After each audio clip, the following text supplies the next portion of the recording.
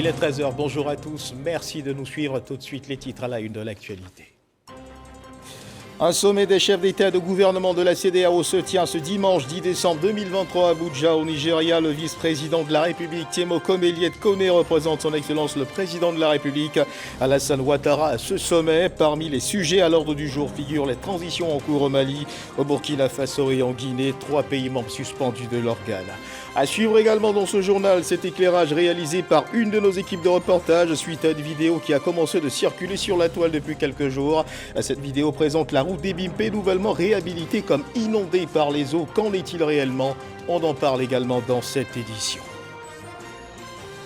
Et puis nous sommes jour de vote en Égypte. Les Égyptiens sont appelés aux urnes ce dimanche pour la présidentielle. Les bureaux de vote ont ouvert à 9 h, heure locale en Égypte, pour un scrutin présidentiel de 3 jours. Le président sortant, Abdel Fattah al-Sisi, est candidat pour un 3e mandat. Voilà pour l'essentiel. Madame, monsieur, bonjour, merci de nous suivre ce dimanche à la une de votre magazine ce 13 h. Un regard sur les violences basées sur le genre. Depuis le 25 novembre dernier, l'initiative de lutte contre ces violences est engagée autour des 16 jours d'activisme qui prennent fin ce 10 décembre 2023. Il convient donc pour la rédaction de marquer une halte sur cette actualité afin d'en mesurer la portée et d'en apprécier les résultats. Une analyse des effets de cette campagne qui se fera avec le chef de service à planification et suivi et évaluation au programme national de lutte contre les violences basées sur le genre, Kamara Kogoshu. Il nous en dira plus sur le sujet au cours de cette édition. Le moment venu, bonjour monsieur Kamara Kogoshu. Bonjour monsieur. Et bienvenue sur ce plateau. Merci. Alors mais avant cet autre pan de l'actualité et non des moindres, ce sommet des chefs d'État et de gouvernement de la CEDEAO qui se tient donc ce dimanche 10 décembre 2023 à Abuja, Nigeria. Le vice-président de la République, Tiemo Komeliet Kone, comme vous pouvez le voir sur ces images, il représente son Excellence le président de la République, Alassane Ouattara. Parmi les sujets à l'ordre du jour figurent les transitions en cours au Mali, au Burkina et en Guinée. Les 3 pays membres, il convient de le rappeler, sont suspendus de l'organe. Au cours de ce sommet, il sera aussi largement question du Niger. Le pays est sous le coup de sanctions et le président renversé, Mohamed Bazoum, est toujours en détention. Nous y reviendrons assurément dans nos prochaines éditions. Et toujours en rapport avec cette actualité, sachez également que que la 91e session du Conseil des ministres de la CEDEAO s'est refermée hier à Abuja, au Nigeria. Ce fut l'occasion pour les participants de débattre des questions d'ordre économique, social et sécuritaire. Un seul but visé, améliorer l'intégration économique sous-régionale dans un contexte de défis. C'est un reportage de Mahama Traoré et d'Ambroise Asséman qui sont nos envoyés spéciaux sur le sujet. À suivre. Pas d'annonce phare. À l'issue de ces 48 heures de réunion du Conseil des ministres de la CEDEAO, Communauté économique des États de l'Afrique de l'Ouest. Cette session, la 91e du genre, a surtout mis l'accent sur l'accélération de l'intégration économique dans la sous-région. La plupart de nos discussions ont touché l'union douanière, l'union de la question de l'éco, la monnaie commune, l'élimination des barrières tarifaires, le corridor Abidjan-Lagos et d'autres corridors du commerce qui sont renforcés de plus en plus grâce à l'action posée par la CEDEAO. Nous accomplissons des progrès. Des progrès menacés par l'instabilité politique dans certains États membres. 4 pays sont à ce jour dirigés par des régimes militaires de transition. Pour la résolution de ces crises, la CEDEAO semble continuer de privilégier la voie de la médiation. En ce qui concerne le progrès touchant les événements au Niger, au Mali, au Burkina Faso, en Guinée, où de toute évidence la porte reste grandement ouverte, un effort reste constant pour dialoguer avec ces pays en transition. Je parle du Burkina Faso, du Mali et de la Guinée. Pour ce qui concerne la Guinée, nous continuons de mener des efforts pour résoudre la situation qui est en cours dans ce pays et nous fondons de l'espoir que cette situation connaîtra une résolution dans le futur très proche. Les recommandations de cette 91e session du Conseil des ministres de la CEDEAO seront soumises à la décision finale de la conférence des chefs d'État et de gouvernement qui se réunira ce dimanche 10 décembre à Abuja. Et ici en Côte d'Ivoire, du côté d'Yamoussoukro au Sénat, les membres du gouvernement ont entamé leur passage devant la Chambre haute du Parlement pour la présentation de leur budget. Les programmes afférents, les budgets programmes des affaires étrangères, de la défense, de la sécurité et de la justice, ont obtenu la validation de la Commission des affaires économiques et financières du Sénat. Kader Sokotogo.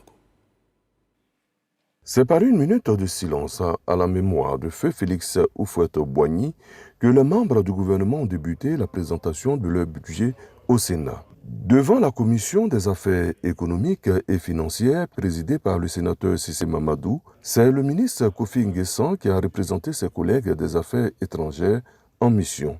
On retient un peu plus de 112 milliards de francs CFA pour le ministère des Affaires étrangères, de l'intégration africaine et des Ivoiriens de l'extérieur.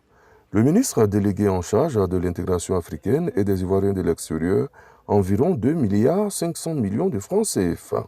Le rayonnement de la Côte d'Ivoire à travers la diplomatie est en ligne de mire. Il s'agit pour nous d'avoir une diplomatie offensive, économique, qui permette de consolider les acquis, mais surtout de contribuer au rayonnement de notre pays à l'extérieur. Et donc, ce budget a été voté à l'unanimité. Vénérables sénateurs, naturellement, ils sont revenus sur des questions clés, notamment comment le ministère des Affaires étrangères et le Sénat pourraient travailler en étroite synergie pour répondre à certaines préoccupations de nos compatriotes, tant au plan interne qu'au plan international. Ce sera un sujet qui sera débattu entre le ministère des Affaires étrangères et le Sénat, de façon à avoir une offensive non seulement politique, mais diplomatique dans la région et à l'échelle internationale. Ministère d'État, ministère de la Défense, environ 400 milliards de francs CFA. Ministère de l'Intérieur et de la Sécurité, plus de 682 milliards de francs CFA. Ministère de la Justice et des Droits de l'Homme, 95 milliards 267 millions de francs CFA. Défense nationale, sécurité des personnes et des biens, modernisation de la justice, amélioration des conditions des détenus. La Côte d'Ivoire répond présente. 2024 va ressembler aux autres années passées, les années de paix, de sécurité et de quiétude pour l'ensemble des habitants de ce pays, sous la conduite éclairée de son Excellence, Monsieur le Président de la République, son Excellence Alassane Ouattara. C'est justement ce que les vénérables sénateurs ont compris et ils viennent de voter à l'unanimité le budget pour accompagner justement ces différents ministères dans la mission qui leur est confiée par l'État. Vous me donnez là l'occasion de remercier les vénérables sénateurs qui ont compris que les thématiques de sécurité, de défense et de justice sont les piliers de la stabilité de notre État et de notre pays. Tous ces budgets ont été votés à l'unanimité. La présidente du Sénat, Kandia Kamisoko Kamara, a pris part aux travaux. Un reportage de Kader Sokotogo, loin des parvis du Sénat à Yamoussoukro, place à présent à ce constat réalisé par une de nos équipes de reportage pour vérifier un fait porté par une vidéo qui fait le tour de la toile. Selon cette vidéo, la route des Bimpé, nouvellement réhabilitée, sera inondée, de quoi ouvrir les vannes à des critiques et commentaires de tout genre. Qu'en est-il réellement? Les autorités en charge du projet se sont prononcées. Reportage de Khalil Diomandé et de Ulrika Danko. Mais c'est pas normal, hein. Ça c'est la voie même du stade. Boulevard pour aller au stade des Bimpé. Cette vidéo, publiée sur les réseaux sociaux, met en évidence une montée des eaux au niveau de la voie principale du quartier d'Andi des Bimpé, tronçon de la sortie est d'Abidjan. De quoi susciter la réaction des internautes qui s'interrogent sur la qualité de l'ouvrage nouvellement réhabilité. 48 heures après, nous nous y rendons pour mieux comprendre les raisons de cette situation. Premier constat sur les lieux, les canaux d'évacuation d'eau pluviale sont obstrués par des déchets de tous ordres. Les riverains indexent les femmes opérant dans ce marché, jouxtant la chaussée principale. Quand les femmes jettent les ordures dans le caniveau, ça bouche les caniveaux. Ça bouge les caniveaux et l'eau n'arrive pas à passer. Ça gâte le quartier. Je ne veux pas incriminer les entreprises qui ont fait les travaux de la route. Les femmes qui sont dans le marché, voilà, qui jettent des ordures souvent dans l'eau de ruissellement. Les femmes elles sont installées là justement parce qu'on a l'impression que les institutions ne font pas leur travail. Si la mairie faisait son travail, on n'allait pas observer ce genre de choses-là. C'est pas nous, on verse les ordures pour boucher le caniveau. Ça quitte en haut là-bas pour descendre. On ne sait pas en fait. Nous-mêmes, on se demande, mais on ne sait pas qui fait ça. Deuxième constat, le quartier d'Andy est situé dans une zone fortement ensablée. Et lorsque survient la pluie, le sable et les ordures générées par le marché vont se loger au sein des caniveaux de la voie principale. Dans de telles conditions, difficile pour l'eau de circuler, précisent les équipes de l'AGERoute, l'agence de gestion des routes que nous rencontrons sur le terrain. Mais dans cette zone, on a un problème de drainage même des eaux à partir du fait donc, du marché qui est anarchique qui est là. Donc du fait de la présence de ce marché-là, on a les ouvrages qu'on a réalisés qui permettent de collecter toutes les eaux qui descendent, qui sont obstruées donc par le fait que les femmes sont présentes, donc les déchets, mais aussi par tous les matériaux qui sont drainés avec les eaux qui descendent. Première chose, c'est de faire déguerpir le marché et faire donc aménager cette voie-là, pouvoir collecter les eaux-là pour qu'elles puissent descendre de façon normale sur nos ouvrages que nous avons construits afin de pouvoir régler ce problème.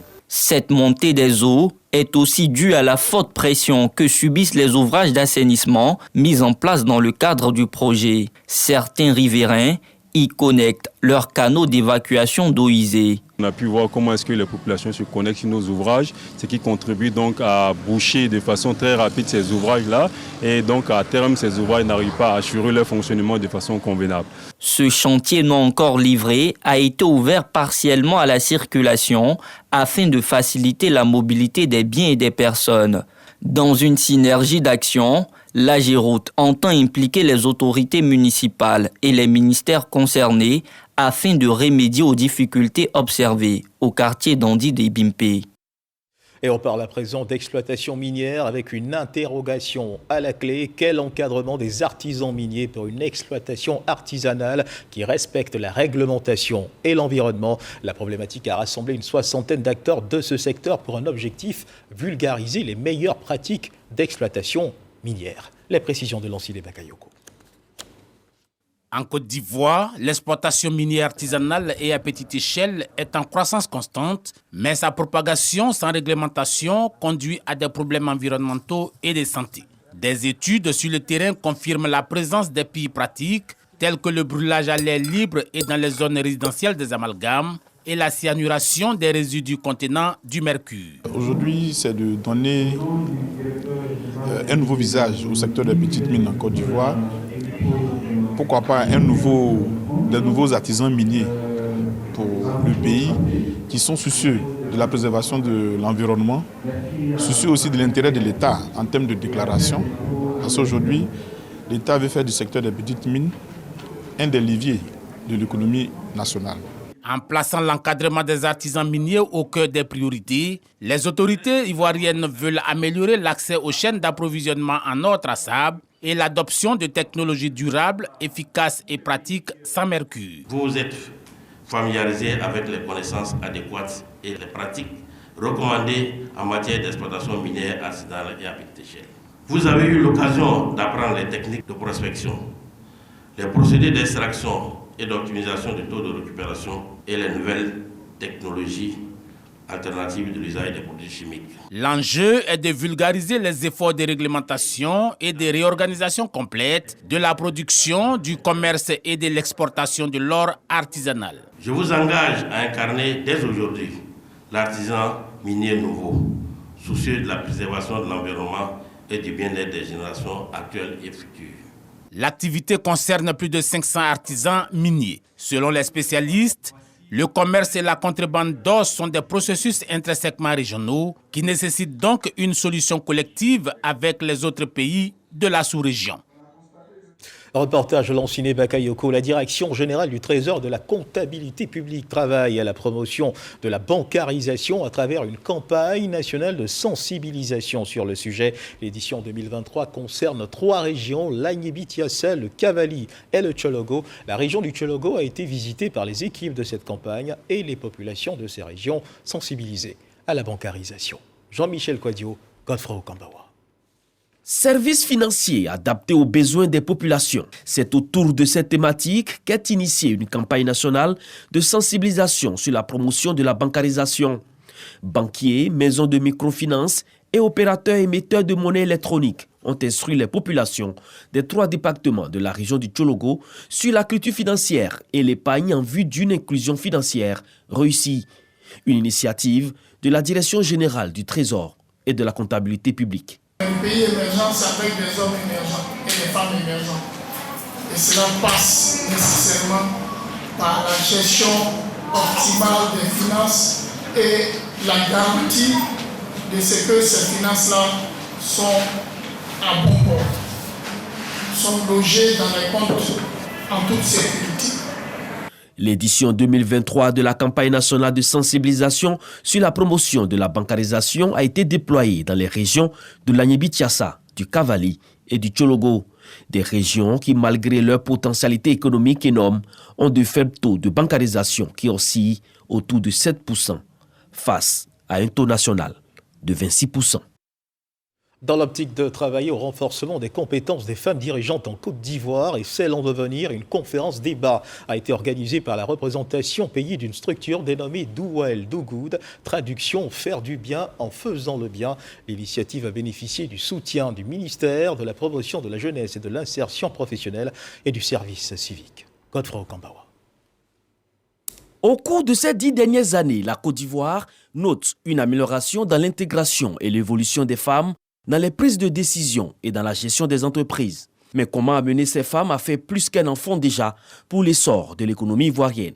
C'est tout l'enjeu de cette rencontre débat initiée par la représentation pays de la structure Do Well, Do Good. En plus du cursus universitaire, il est important de pouvoir développer les compétences qu'on appelle aujourd'hui les soft skills, qui ne sont pas des compétences apprises à l'école. C'est vraiment de permettre à ces jeunes femmes de connaître les outils, aussi bien financiers, non financiers, les stratégies qui permettent aux jeunes femmes de vraiment réussir une carrière bien bâtie, bien nourrie dans le monde professionnel. Des panels d'échange sur des sujets tels que l'accès des femmes aux postes de direction et les outils nécessaires à la création d'entreprises ont permis aux participants de comprendre les enjeux. J'ai vraiment pu m'améliorer tant sur le côté professionnel et également personnel. Et voilà, aujourd'hui, je suis une jeune femme qui sait ce qu'elle vaut, une jeune femme qui peut aisément exprimer ses idées de manière claire et concise.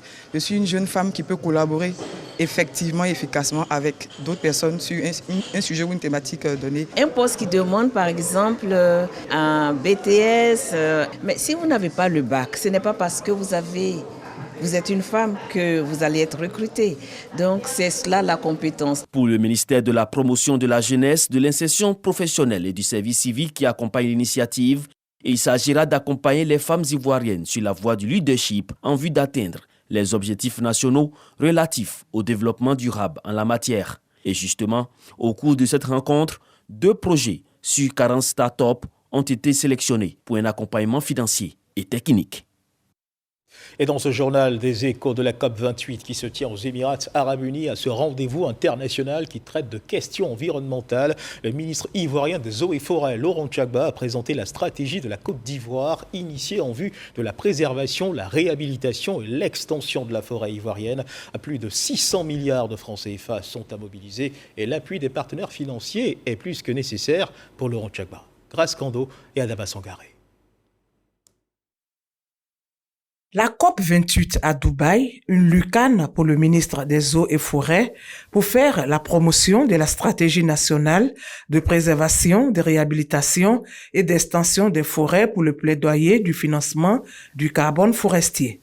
616 milliards de francs CFA sont à mobiliser pour la réalisation de ce projet. 616 milliards, c'est 35% de ces 616 milliards doivent être financés par l'État et 65% par le secteur privé. Bon, ici, nous sommes venus pour démontrer au secteur privé que sur les 65% de mobilisation des ressources destinées au secteur privé, il n'y a que 35% qui a été réalisé.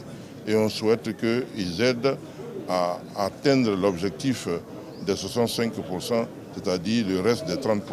Le ministre Laurent Tchagba a aussi lancé la phase 2 de l'initiative Cacao et Forêt en présence du vice-ministre des Terres et des Ressources naturelles du Ghana, pays partenaire.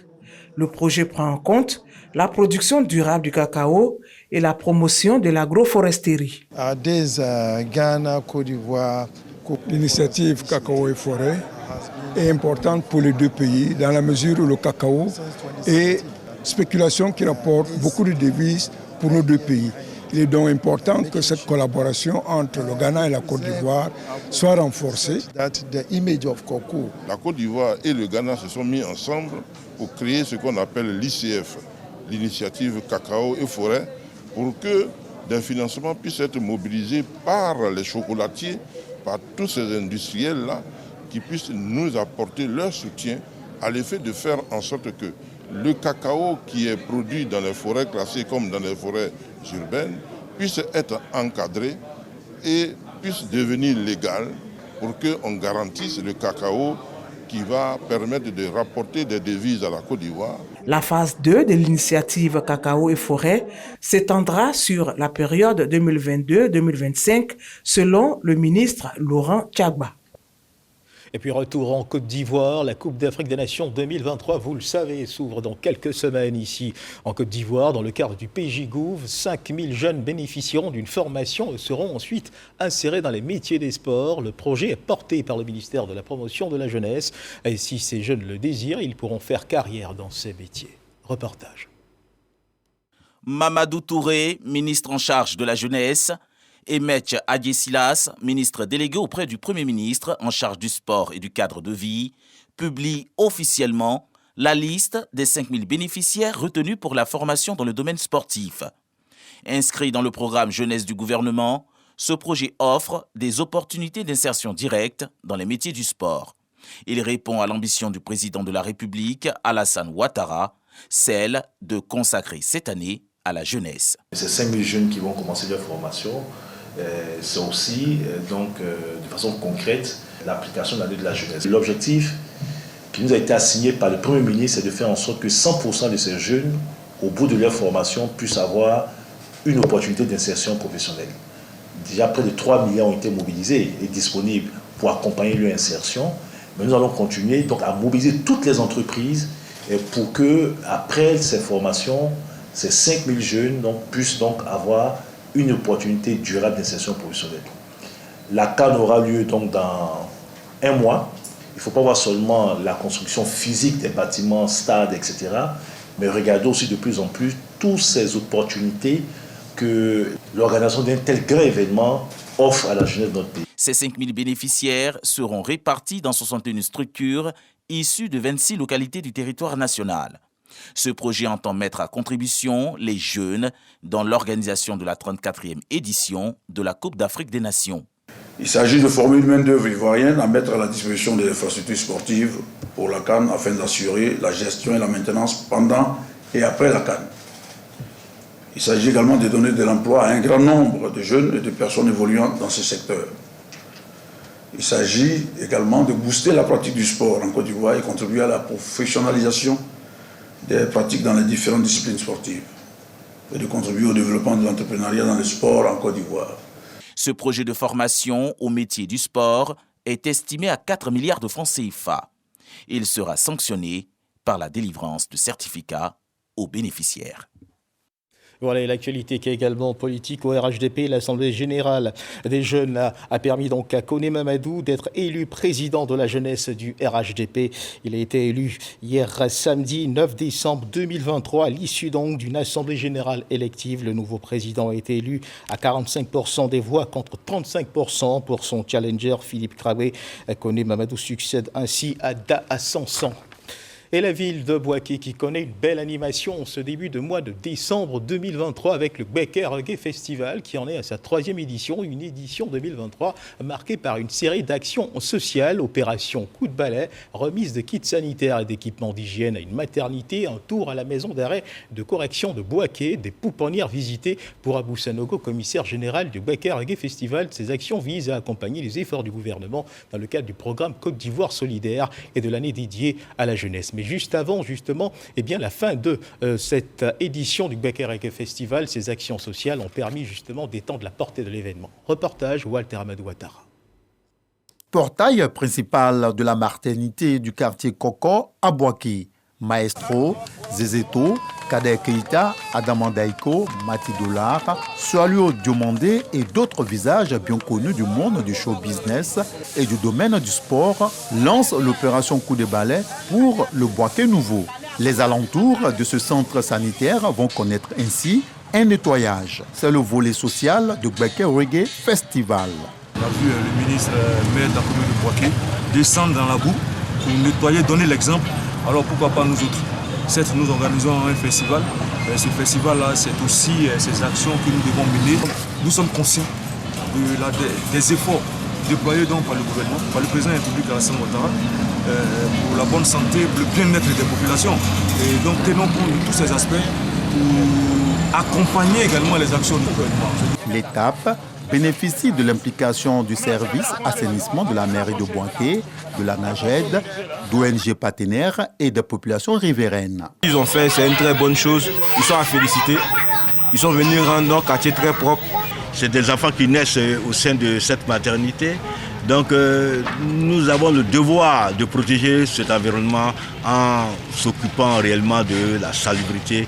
Après Koko, la maison d'arrêt et de correction. Avec l'appui de Moussa Bamba, opérateur économique, des dons composés de vivres, de vêtements et de produits d'hygiène corporelle et environnementale sont remis aux pensionnaires, femmes et mineurs. Un peu plus loin, Ngatakro. La maison des bébés reçoit un don qui arrive à point selon la responsable des lieux. Nous n'avons aucune subvention et on vit à l'aide des dons ponctuels. Et donc, ces dons-là sont venus à pic parce qu'on en a besoin. Cette journée va s'étendre à la pouponnière municipale de Dar es Salaam et à celle du quartier Air France. Samedi, le grand concert avec en tête d'affiche le reggaeman originaire de Bondoukou, Jim Kamson. La journée du vendredi est consacrée aux panels et conférences sur le thème « Agissons ensemble contre les violences faites aux femmes et à la jeune fille ». Et ce grand concert a eu lieu, nous y reviendrons assurément dans nos prochaines éditions. Sachez que la journaliste présentatrice Marie-Laure Ungoran, aujourd'hui auteure, est à la conquête du lectorat d'ici et d'ailleurs pour son premier roman, Le combat d'une héroïne. Et si c'était une histoire vraie, une œuvre de fiction, mais qui interroge la sensibilité de tous et exhorte à la solidarité. Marie-Laure Ungoran était à Bruxelles, capitale de la Belgique, pour présenter son œuvre aux passionnés de lecture, une dédicace aux allures de partage qui nous est relatée par Franck Quadio. Un coup d'essai, un coup de maître, qui plus est, présenté un 6 août, date anniversaire. Marie-Laure Ungoran, présentatrice en vedette du 20h sur RTI 1, en maîtresse du micro, emprunte désormais la voix du prêtresse de la plume. Première œuvre littéraire, Le combat d'une héroïne, et si c'était une histoire vraie. C'est pas mon histoire, mais c'est l'histoire de ceux qui souffrent auprès de nous et qu'on ignore, qu'on néglige, qu'on a décidé de ne pas entendre, qu'on a décidé de ne pas écouter. J'ai décidé ainsi parce qu'il faut qu'un moment, on puisse écouter les autres. Le monde a besoin de bouger, le monde a besoin d'être dynamisé par nous. L'œuvre est intimiste, mais bien loin du vécu personnel de l'auteur. C'est une invite à la résilience féminine, une œuvre féministe donc. Au sens, cette œuvre présente la femme comme un être de développement, un être qui n'est pas toujours obligé de se compromettre moralement pour se tirer d'affaires. L'histoire d'O, personnage principal, une fille est devenue femme héroïne après avoir vécu pire miasme, traumatisme de la vie. La stylistique, l'engagement, la démarche inspire les nouveaux confrères de notre journaliste-auteur. Je pense que c'est une très noble mission qu'elle s'est assignée et c'est à encourager. C'est en cela que nous sommes là pour la soutenir aussi. Je suis très heureux, je suis très flatté et donc j'ai voulu venir ici pour pouvoir l'encourager aussi à son tour. Chaque semaine, chaque mois, il y a des journalistes qui écrivent des œuvres. Il faudrait que les journalistes ivoiriens, on essaie d'imiter ce qui se fait de bien ailleurs. Et c'est pour cela que chacun de nous doit s'engager à promouvoir le livre. L'univers littéraire, mais aussi l'univers des médias et les institutions. Le directeur général de la RTI représenté et aussi celui de l'ambassade du Canada, auteur de la postface, sans oublier l'interféministe canadien tous valident cette œuvre de l'esprit. Dans l'histoire de la RTI, c'est la première fois qu'une femme journaliste fait son entrée dans la grande famille des journalistes écrivaines. Aujourd'hui, elle apporte une contribution à la promotion de la lecture dans notre pays. Très heureuse de cette œuvre romanesque sur laquelle elle a travaillé. C'est une œuvre de résilience. Elle nous encourage toutes et tous à pouvoir avoir de l'empathie. Un épanchement pour les belles lettres et les belles idées. Inclinaison similaire pour la marraine qui partage les idées de l'auteur. Si c'était une histoire vraie, notre star du 20h serait ambassadeur des femmes, ambassadeur des enfants, ambassadeur de la solidarité, ambassadeur de l'éducation nationale et de l'alphabétisation, ambassadeur tout court. Bravo, Marie-Laure. Le combat d'une héroïne, et si c'était une histoire vraie. 91 pages d'une aventure livresque trépidante où l'importance du mentor dans la vie et pour l'auteur, son mentor c'est sa mère, la toujours sémillante artiste Lou Suzanne Nazou qui, en dépit de son âge avancé, a eu à marquer musicalement sa présence. À l'instant, la cérémonie dédicace de l'heure ici à Abidjan, celle qui s'est tenue à Bruxelles, vous sera sûrement proposée dans nos prochaines éditions. Troisième et dernier titre de ce journal, les Égyptiens sont appelés aux urnes ce dimanche pour la présidentielle. Les bureaux de vote ont ouvert à 9h, heure locale en Égypte, pour un scrutin présidentiel de 3 jours. Notons que le président sortant, Abdel Fattah al-Sisi, est candidat pour un 3e mandat. Le vote censé départager 4 candidats, Mohamed al-Sisi et 3 figures globalement inconnues du grand public sera clos le mardi donc à 19h et les résultats finaux seront annoncés le 18 décembre. Place à présent au magazine de ce dimanche. La une de ce magazine, les violences basées sur le genre. Les 16 jours d'activisme initiés dans le cadre de cette lutte. Et nous le disions à l'entame de cette édition, une période démarrée le 25 novembre dernier et qui s'achève ce 10 décembre. Camara Kokochou, chef de service planification et suivi et évaluation au programme national de lutte contre les violences basées sur le genre, nous a rejoint sur ce plateau. Bonjour monsieur Camara Kokochou et merci de nous avoir rejoint à nouveau sur ce plateau. Alors on est plus ou moins éclairé lorsqu'il est question de violence, mais quand on parle de violence basée sur le genre, à quoi fait-on allusion ? La violence basée sur le genre, c'est tout acte qu'on va poser sur une personne qui va lui porter des préjudices. Ça peut être physique, psychologique ou économique, en se fondant sur la différence que la société fait entre l'homme et la femme. Vous savez que dans la société, il y a des rôles qu'on attribue à l'homme ou à la femme. Donc, quand l'un ou l'autre ne mène pas à bien ce rôle, il peut subir des violences. Donc, c'est ce qu'on va appeler violence basée sur le genre. Alors, les 16 jours d'activisme initiés dans le cadre de cette lutte, voici une expression que l'on a pour habitude d'entendre, mais à quoi renvoie justement cette notion, 16 jours d'activisme ? Les 16 jours d'activisme, comme vous l'entendez, c'est une période qui s'étend sur 7 jours, le 25 novembre avec la commémoration de la journée internationale de lutte contre les violences à l'égard des femmes et des filles et qui s'achève le 10 décembre, c'est-à-dire aujourd'hui, avec la commémoration de la journée internationale des droits humains. Donc, c'est 16 jours durant lesquels on va mener des actions qui auront des impacts et puis qui auront une visibilité qui permet de faire comprendre à tout le monde qu'il faut avoir un regard particulier sur ce phénomène. Et comment se définissent ces actions ? Quels sont leurs contenus ? Ce sont des actions qui vont déjà, des actions de communication. Je suis en train de communiquer avec vous. Vous avez remarqué que pendant ces 16 jours, déjà le 25, il y a notre ministre, Mme Nassedeba Touré, qui a adressé le message à la nation qui concerne ces 16 jours d'activisme. Et puis également, il y a des activités, surtout qui sont menées avec les radios de proximité et sous la supervision de nos directeurs régionaux. Et puis on a également des activités communautaires qui consiste en tout cas à mobiliser les communautés. Comme vous le savez, toutes ces violences sont viennent des communautés. Donc il faut échanger avec ces communautés afin de pouvoir apporter des comportements qui puissent nous permettre de ne plus avoir ces violences. Alors, ces actions que vous initiez ont-elles un réel impact sur le quotidien des populations? D'ailleurs, comment est-ce que vous le mesurez? Oui, on pourrait dire que ces actions ont eu des impacts. Je prends par exemple le thème de l'année dernière qui était activiste, tout solidaire pour lutter contre les violences faites aux femmes et aux filles. Nous avons remarqué qu'avec ce thème, demandait à tout le monde de se sentir solidaire.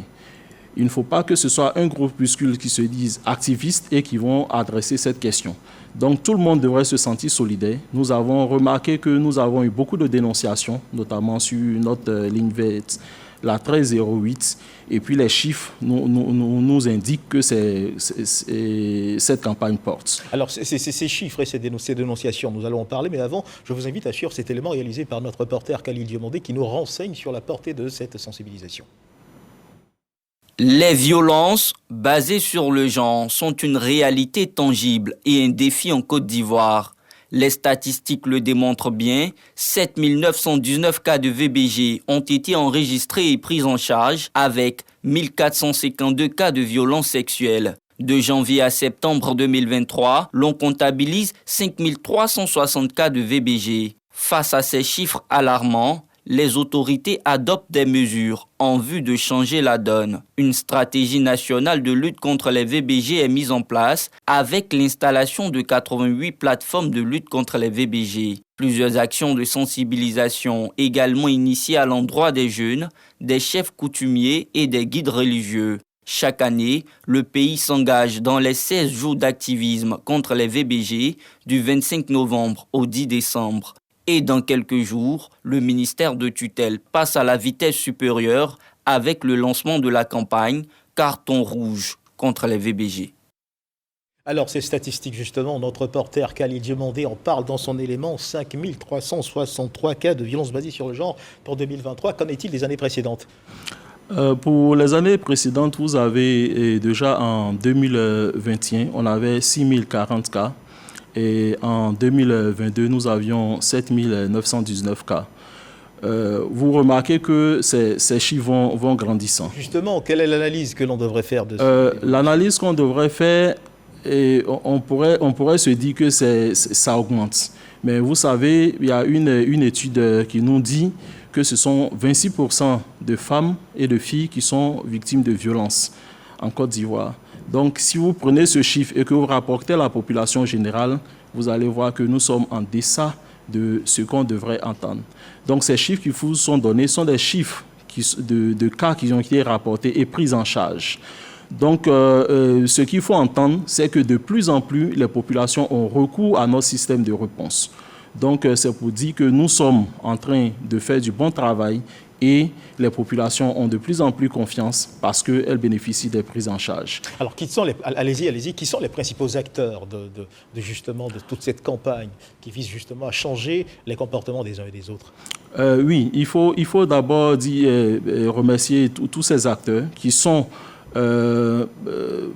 les différents prestataires des ministères sectoriels. Comme vous savez, c'est une lutte qui se veut multisectorielle. Donc, vous avez des acteurs comme à la défense, à la police, à la gendarmerie, à la santé. Donc, c'est tous ces acteurs qui contribuent à répondre à ces violences. Vous avez également la société civile qui est fortement mobilisée pour lutter contre ces violences. Bien sûr, il y a les partenaires techniques et financiers, le système des Nations Unies, des agences de coopération. Et c'est tout ce monde-là que nous appelons acteurs qui contribuent véritablement à lutter contre ces violences basées sur le genre. Alors, lorsqu'on parle de violences basées sur le genre, on fait généralement allusion aux femmes, alors qu'il y a des hommes qui sont battus dans leur foyer et qui souffrent en silence. N'est-ce pas? Oui, bien sûr. Est-ce qu'ils sont pris en compte? Ils sont pris en compte. Mais il y a deux raisons qui justifient le fait qu'ils ne viennent pas directement pour bénéficier de la prise en charge. Parce que dans l'entendement de tout le monde, dans les normes sociales qui induisent des stéréotypes, on vous dit par exemple que l'homme ne doit pas montrer sa souffrance. Un homme ne pleure pas. Donc s'il ne pleure pas, il ne peut pas venir dans nos structures de prise en charge et puis c'est s'humilier. Et puis, la deuxième chose, c'est que dans la question des violences basées sur le genre, c'est un jeu de pouvoir. Naturellement, en tout cas pour ce qui concerne le contexte ivoirien, ce pouvoir-là est dans les mains des hommes. Donc ce sont les femmes qui sont plus victimes et ce sont des femmes, les statistiques le démontrent. C'est plus de 90% de femmes qui sont concernées dans nos statistiques que vous avez publiées. En d'autres mots, un homme qui souffre doit se taire et souffrir en silence. Non. Il faut dire que déjà, comme j'ai dit 90%, ça veut dire qu'il y a au moins 10% qui franchissent ce pas. C'est l'occasion également d'inviter les hommes qui sont en souffrance, leur dire de venir vers les structures de prise en charge parce que cette prise en charge est nécessaire. Et tous les prestataires sont formés pour véritablement respecter la confidentialité qui permet de faire en sorte que son histoire reste à lui et seulement il va bénéficier de la prise en charge. Alors, quelles sont les villes que vous avez visitées au cours de cette campagne ? Vous savez que cette campagne est vraiment nationale. Donc, je pourrais dire que toutes les villes sont concernées parce que sous la supervision de nos directeurs régionaux et puis avec une forte contribution des plateformes que vous avez mentionnées dans l'élément, c'est toutes les villes qui sont concernées. Mais pour ce qui concerne ce qui a été planifié ici, nous avons eu des renforcements de capacités et des engagements de leaders dans les villes d'Alépé, de Yakassé-Atobro, de Boniri, de Tiédio, je veux parler également de Boisflé, et puis je veux parler également d'ici à Abidjan, à Tekoubé, à Nono. Donc, mais ce n'est pas exhaustif de véritablement les localités qui ont été touchées. Comment est-ce que vous interagissez avec ces populations ?